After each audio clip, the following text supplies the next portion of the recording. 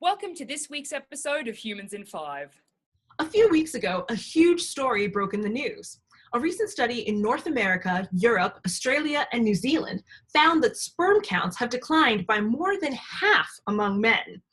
Hagai Levine, the lead doctor on the study, notes that this may have a huge impact on both male health and fertility. The researchers on this project reviewed more than 7,500 studies on human sperm counts and included more than 42,000 men with information collected from 1973 to 2011. As sperm counts may be indicative of male health, this is concerning for men's health overall. But sperm counts may also affect how likely a man is to successfully have a child. Sperm counts aren't all that matters in fertility, but they can certainly have an impact.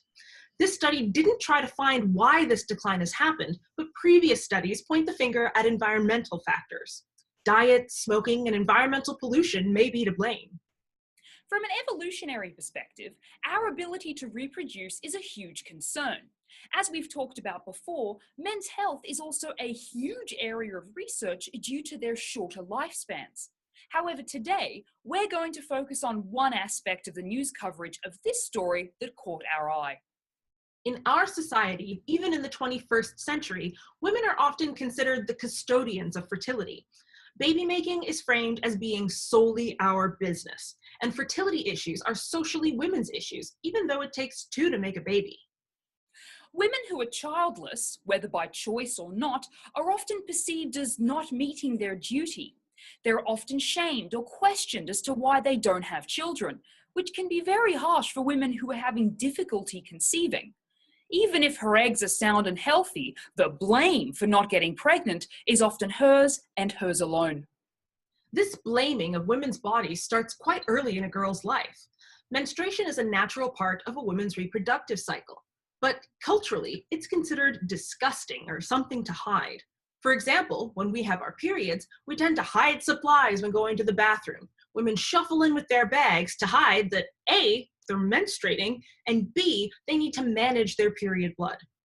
This belief that women's bodies are disgusting can make it easier for women to be blamed for not fulfilling their biological role by getting pregnant. It's no surprise that most methods to increase fertility focus on women. It's understandable that people thought fertility was a woman's domain in the past. Women carry the baby for 9 months and have to do the work of delivering the baby. But even with today's medical knowledge that a baby needs 50% of its biological information from each parent, issues with getting pregnant are still seen as mostly a woman's problem. However, this paper and others investigating male fertility have noted that we obviously can't lay all the blame at the feet of women. But equally importantly, we're not out to blame men either. Fertility can be a joyous subject, and it can be a painful one.